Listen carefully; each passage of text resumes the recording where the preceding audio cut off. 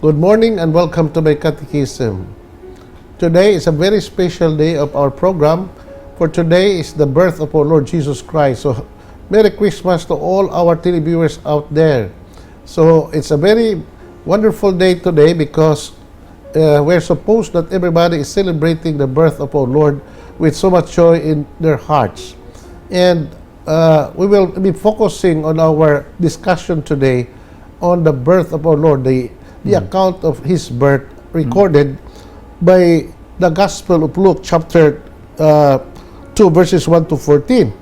And this is something that Brother Adam and Pierre and I will be discussing today, and we hope that everybody would listen to us, and hopefully we'll be able to get some very beautiful lessons regarding the account of how Christ came into the world in order to redeem us. And we'll be back after this short break. Please stay with us.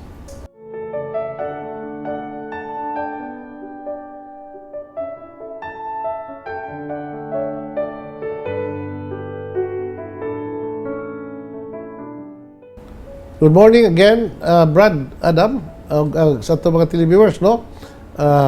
Special karong adlaw, Brad, kay dahil is ubang mga Domingo o episodes nato tungod kay exactly today is not just Sunday but also December 25, and we're celebrating today Christmas Day or the Nativity of our Lord. Amen. So I hope that the whole world today is celebrating with so much joy and welcome Jesus into their hearts, no?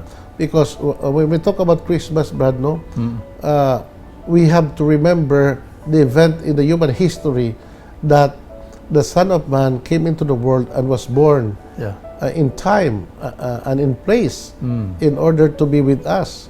And that is what the meaning of the prologue of the Gospel of John, chapter 1, verses 1 to verse 14, when it says, in the beginning was the Word was with God, and the Word was God. And then He became flesh and dwelt among us. This is the event that we're celebrating today. Amen. And also, we're talking about the birth of our Lord, Brad, no? We are reflecting on one of the greatest mysteries of our Catholic faith. Not just Catholic faith, but also Christian faith. The mystery of the Incarnation. And what we mean by Incarnation? When we talk about Incarnation, we mean the mystery of God becoming man in the person of our Lord Jesus Christ. So, usa kini ka misteryo, Brad, nga lisod kayo na itong sabton, tungkol kay ang Diyos nga labaw sa tanan, dako sa tanan. In fact, we talk about the greatness of God, the immensity of God. He is so immense, Brad, that He is much bigger than the whole universe that He created. Unfathomable. No, Mona, Brad. Okay, yes, that's true. So you can imagine of the universe, Brad, no? So it's immense, no? It's beyond our imagination. Imagine, no? There are billions of stars, no, in this what you call world of universe, no? Ang kalibutan ito ipo just a small speck of the whole reality nga gibuhat sa Ginoo.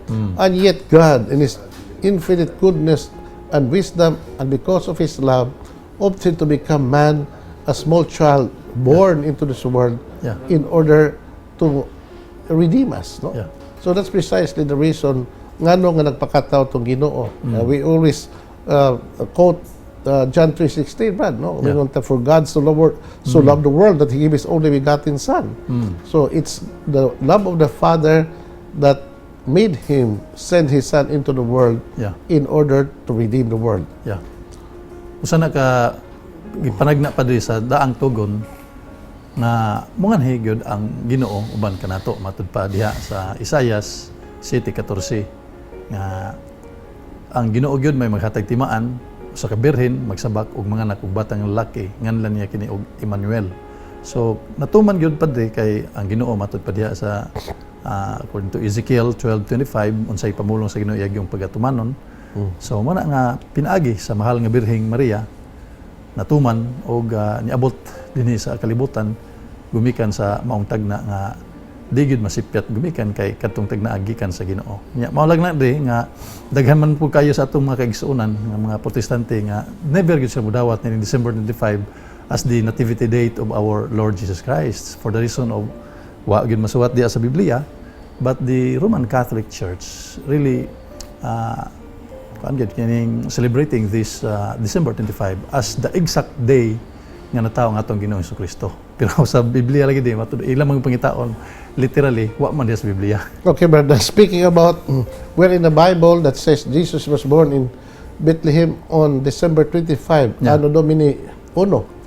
Busan to uno lang. Well, Brad, no, you know, talking about the exact date of Christ's birth, it's not in the Bible. But it doesn't mean that because it's not in the Bible, wa mataw tong Ginoo. Oh, yeah. Mataw nga tong Ginoo. Yeah.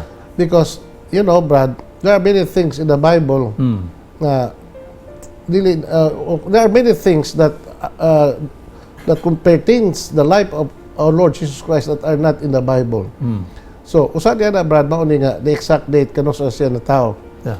Pero, ang ako rin kasulti na, Brad, no, we Catholics, since we are the true church founded by Christ, we know our faith, we know our religion. So, if it is not in the Bible, no, we rely on the testimony and the tradition of the church. Amen. So, it's the Catholic Church that could trace its ancestry back to the apostles and to Christ Himself. Correct. Nga mo'y nakahibaw, unsag yung bulana, unsang pitsa na tawag itong Ginoo. So, we rely on that. No? Yeah. Yan ang maong testimony sa atong simbahan because the church exists from the very beginning. Yeah. No? For example, Brad, no, don't you ever think na panahon sa itong Ginoo, wag gid isulti sa mga tinunan kanos sa na tao. Yeah. So don't ever think, Brad, nga si Mama Mary, Yeah. no, sa paghatag ni pagpahibugso niya sa Ginoo. Oh. No, wa na diya kalimti, no. Iya ginag-treasure in her heart, no, the event of Christ's birth, and I'm sure the Blessed Virgin Mary revealed these things to many of the disciples of our Lord and to the first Christians, no. So, paabi ko din, Brad, the gospel is not an autobiography of our Lord. It is written not in, it's not, you know, the evangelists and the chroniclers, no? Yeah. When they wrote the gospel, now they are, the kind of literary style that they use is what we call the charismatic style. What do you mean by charismatic style? It's a proclamation about Jesus Christ as the Son of God, the Redeemer of the world. So they're very selective about their materials in writing about the life and ministry of our Lord. No? So, para sa mga apostoles, mga evangelists, Brad, no? When they wrote the gospel about Jesus Christ's life and His ministry, para nila, it was not necessary. No? Nga man, because it's enough that Jesus was born. Pero sa Biblia din naman gyud ato basihan nga musangko gyud sa December 25. Well, although dili gyud pareha sa sama sa kalendaryo ba nga ana nimo tundok day nga December 25. Brad, 25. kining mahimo man nato i-trace, no, about matrace gyud. About nga si Angel Gabriel went to the temple and announced to Zechariah that his wife Elizabeth would bear a son, 6 month old na si John the Baptist sa tiya ni Isabel. Correct. So from that source, Brad, 6 months kanus naman na matrace na nato about the ministry of Zechariah being the descendant of Abias, the priest, no kanus ato pihalad siya sa mga sakripisyo, what exactly the month, no, the Jewish month and the date, no, when Zechariah made his priestly ministry. Correct. It could be traced, no, but we have no more time to do that. Correct. Okay, but suffice to say, Brad, morning the church, no, being the true church founded by Christ, knows very well about many things concerning the life of our Lord Jesus Christ, which are not recorded in the Bible, but are in the testimony. But we can rely on the testimony of the early church, of the early fathers, and the first generation of Christians, and even Mary herself, and Saint Joseph himself could very well attest to the fact, and it's this truth about Christ's birth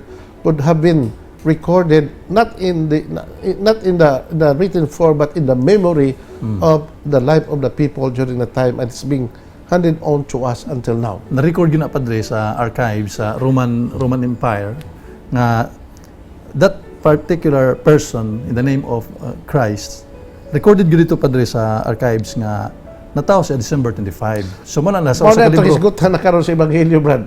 Okay. We will discuss that when we read the gospel, no? Yeah. Okay. So mo na nga to lang hisgutan karon, Brad, kay it's an introduction pa man sa ato main program. No? We'll be talking about the gospel concerning the birth of our Lord Jesus Christ. No? Ang ato lang yun din himaon na nga.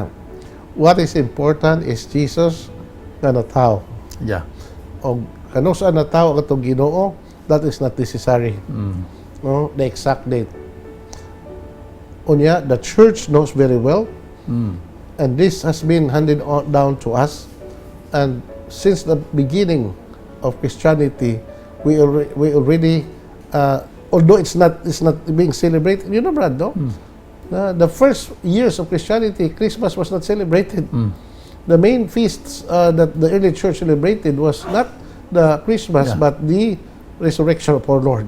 So this is something that we have to continue discussing, and we will be having break after this. We'll have a short break, and we'll ask our televiewers to please stay with us. We'll back.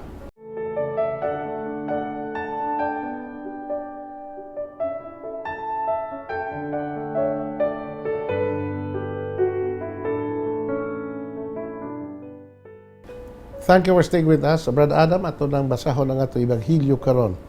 A reading from the Holy Gospel according to Luke. Glory to you, Lord.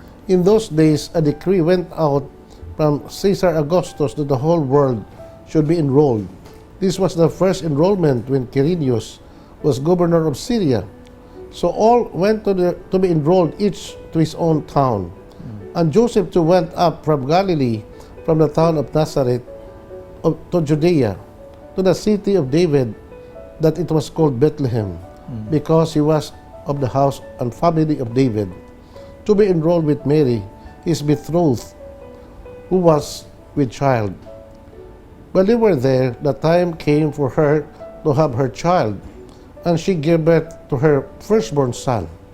She wrapped him in swaddling clothes and laid him in a manger, because there was no room for them in the inn. Now there were shepherds in the region living in the fields and keeping the night watch over their flock. The angel of the Lord appeared to them, and the glory of the Lord shone around them, and they were struck with great fear. The angel said to them, "Do not be afraid, for behold, I proclaim to you good news of great joy that will be for all the people. For today in the city of David, a Savior has been born for you, who is Christ and Lord. And this will be a sign for you. You will find an infant wrapped in swaddling clothes, lying in a manger." And suddenly there was a multitude of the heavenly host with the angel praising God and saying, "Glory to God in the highest, and on earth peace to those on whom his favor rests." The Gospel of the Lord. Praise to you, Lord Jesus Christ. So this is the account of St. Luke, Brad Adam, concerning how Jesus was born in that particular day or night. Yung tag-night, because the angels were watching their flock in the middle of the night, and they received an apparition of an angel, and the host of angels pronouncing to them that ayaw ka mo kahadlok, kay karong gabi una ako naghatod ka ninyo og maayong balita that in the city of David nataw ang Ginoo, nataw ang Mesiyas. Mao kini ang inyong ilhanan. Makita niyo ang usa ka bata nga putos og panapton gibutang sa pasungan. Amen. You know, Brad, of all the four Gospels, it's only Luke was able to write this account. John, Wala. we don't have that. Mark, wa sa taniana. Wala. Now, much more, si Mark. Si Lucas, ang yun, ani Brad, nga, nakahatag na to og exact account of how Jesus was born on that evening.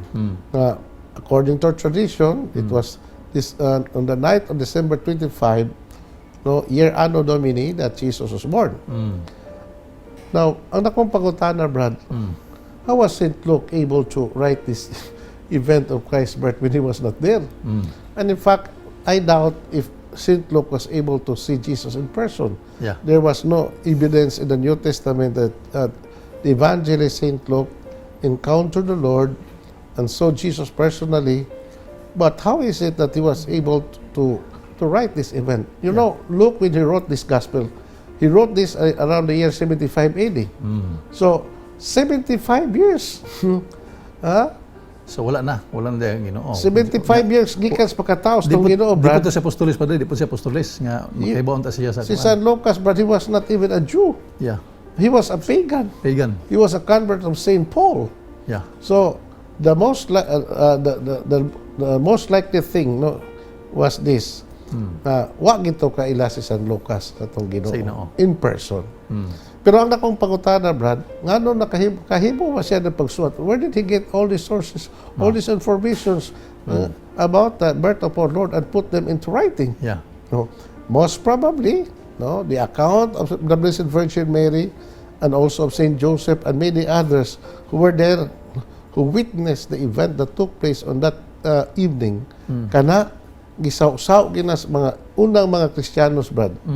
And Luke, when he wrote his gospel, gathered all this information, all these sources, ngayang nadungog gikan sa mga tao etong panahon na. And especially, no, when he wrote his gospel, the most probable explanation was that Mary was still alive. And he must have been, interviewed Mary. No? What a kahibaw na, Brad. So, mao na ang nakasuwat si San Lucas niini. Now, kining pagsuwat ni San Lucas, Brad, ini imong event sa pagkataos ng Ginoo. He tried to give us what you call the political history of the Jewish nation, or the Jewish people, that it was during, according to him, the time of Augustus Caesar. Augustus Caesar was the emperor of Rome in that particular day, in that particular time. Yeah. This was also the first enrollment when Quirinius was governor of Syria, because Augustus Caesar, Brad, decreed to have a census sa tibuok Roman Empire. Mo na siya na archives na siya. No. So lagi sa archives sa Roman history. Correct. So this is what we call the political background, Brad. So all went to be enrolled, each to his own town, and Joseph went up to Galilee from the town of Nazareth to Judea to the city of David that is called Bethlehem, because he was a member of the house of David in order to register together with Mary, his wife. Correct. So that was the first census recorded in the Bible. Yeah. So yan ang pahinamad, no? Natawag yun ang atong Ginoo is a specific event in human history. Kaya doon naman kayo mga tao, Brad, mingon nga, Jesus is not a real figure in history. Correct. But the truth is, he really is a figure that was lived during that period, no, recorded in the account of the Gospel of Luke. So he was not a figure, a product of human imagination, but really a man born in that particular time. Yeah. So mga na, Brad, no? Unya, ang nakanindot ani Brad, mao ni nga kining sa mga account ni San Lucas, makita nato ba nga ang atong Ginoo sa iyang pag-anis kalibutan, wala kayo hatagi og gibog aton sa mga tao di atong panahon. Because if you think of those time nga na tao, that exact time and hour nga siya na tao, Brad, it was really a silent night. Silent night. It was a silent night, a holy night.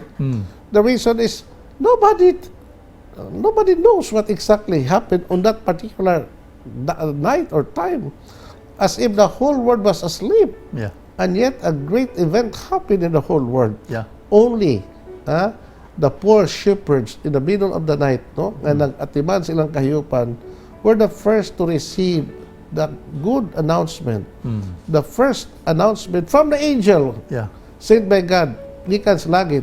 Ayaw ka mo kahadlok, kaya ako magdala ka ninyo og manindot nga balita nga makalipay sa tanang tao sa kalibutan. Kay karong gabi una sa siyudad ni David nataw ang manunubo sa kalibutan. Yeah. So kinsa ray naka-witness sa mong event, Brad, no? When Mary give birth to Christ. Yeah. Of course, the Mother Mary, si Joseph, the shepherds, Yeah. mao to. Na katong tulo ka mago pa rin nga Gitawag naman na, Brad. gikan og katong gitawag og three kings. One pa na, Brad, I think when wise men came from Yeah. from the east, no, went other to Jerusalem countries, in order to worship the newborn child, perhaps mga 1 or 2 years na nga itong Ginoo. Dili to during the time pag kuan rin. Wala. Na di ba gikuan mo to sila ni kuan ni Herod. Herod nga balik mo diri kung asa dapit na tao. Wala kayo. Para nako, Brad, when the wise men from the east came to Jerusalem Yeah. to inquire where the Messiah should be born, so taas-taas na ang gidugayon sa pagkataos Number of ng days. Ginoo. Yeah, okay. So most probably 1 or 2 years. No? Okay. And we'll be back after this short break. Please stay with us. Okay.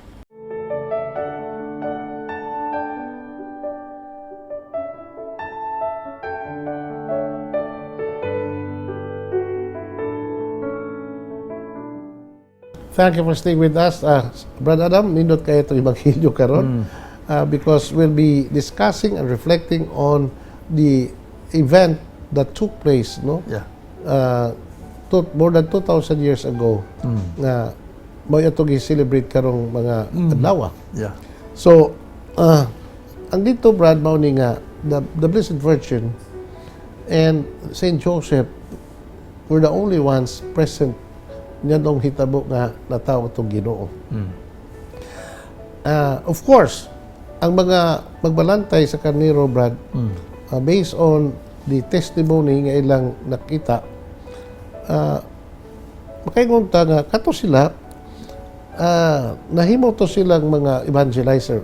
But ako pasabot niya, when they saw the child Jesus, no, and when they also witnessed the apparition of angels, I'm sure kanto mga shepherds o kanto mga kabos nga magbalantay Nanugilon gid pud to. Nanugilon gid to Nanugilon gid to sila mga silingan lang nga. Una sila pamilya. It was an event nga dili gid mahitabo nga dili masulti nila. Yes, that's true, Brad.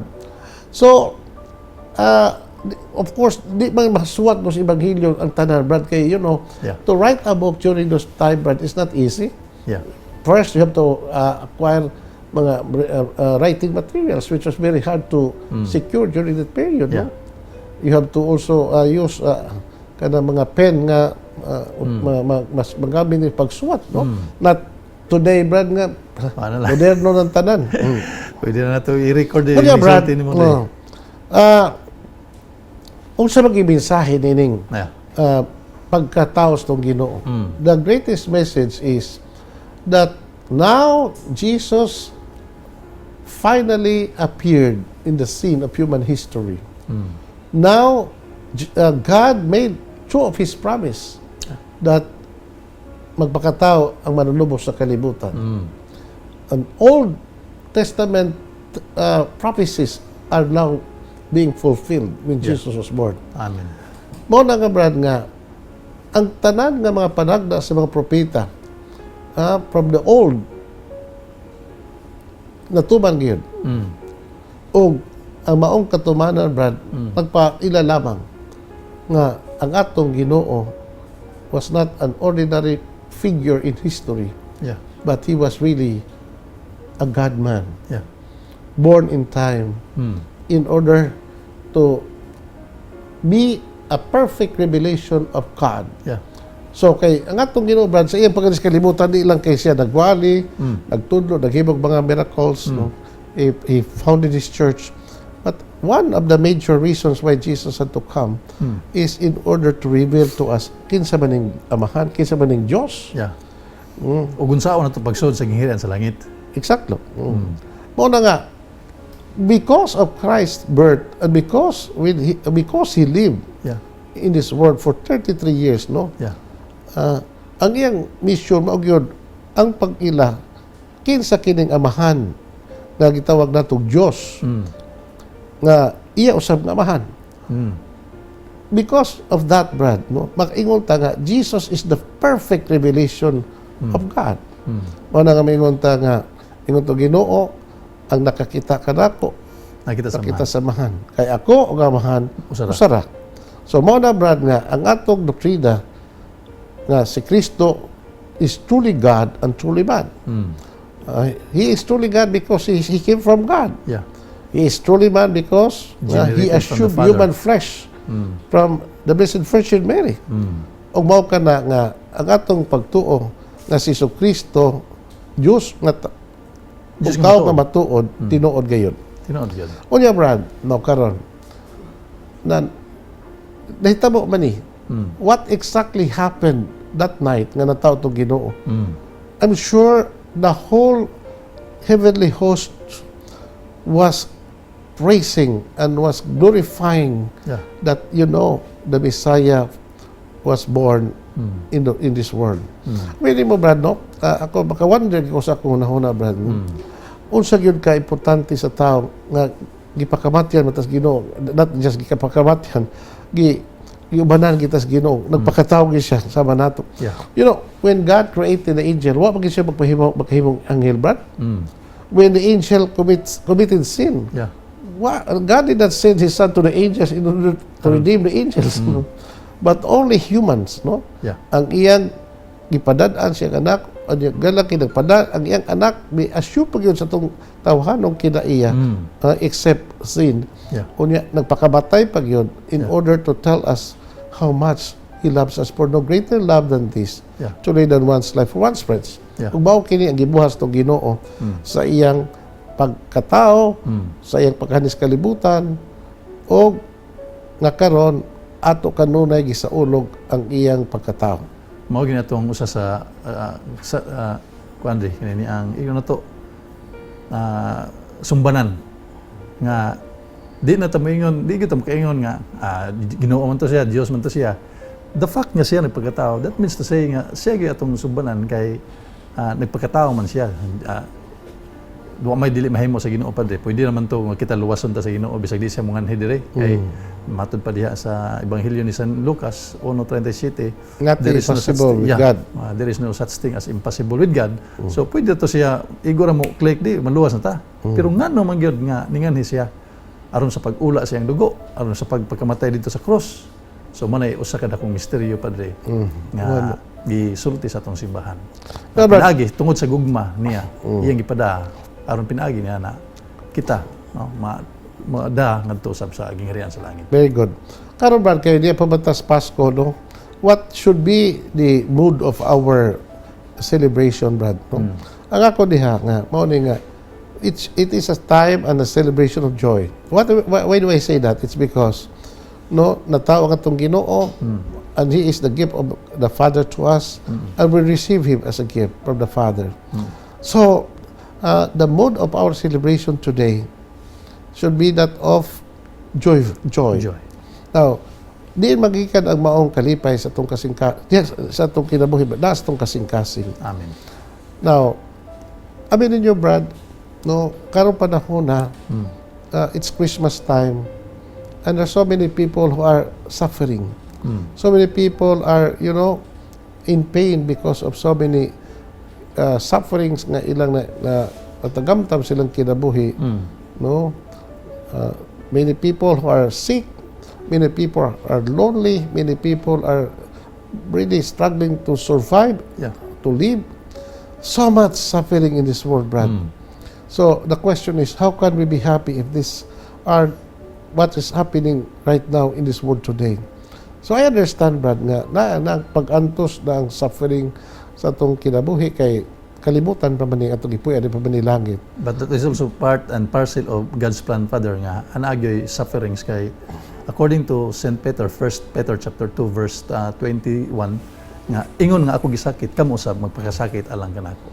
So muna ang pagtawag sa Ginoo as kining mga trials and sufferings, part and parcel siyang pag-ingon, if you want to follow me, take up your cross daily. So, okay, so kanang mga suffering na to, Brad, di ba ginawa, no? Christmas or without Christmas na maging ang suffering. But again, despite the suffering, we still can afford to be joyful because the happiness or the joy that we experience is not dependent on the good things, the material good things nga tumadawat in kalibutan. The true Christian joy is from the heart. Yeah. It's when we welcome Jesus in our heart. And when we live in peace with one another, Yeah. and when we try to love one another as brothers and sisters. O nga Brad nga, may message sa itong mga viewers karon nga let peace reign in our hearts today and all the days of our life. Because Jesus came as Prince of Peace. No, He came in order to give us the path how to achieve peace in this world in the midst of so much pain and suffering. Yeah.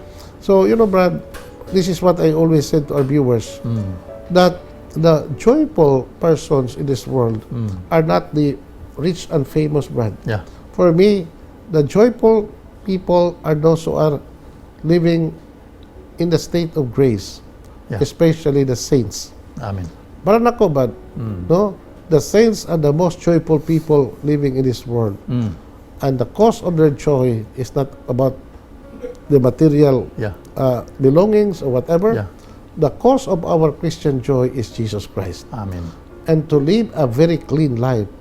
And to be in peace with one another. To fully in love with God.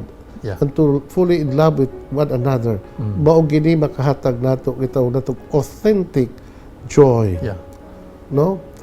Kay para nako, Brad, a peaceful heart is a joyful heart. Amen.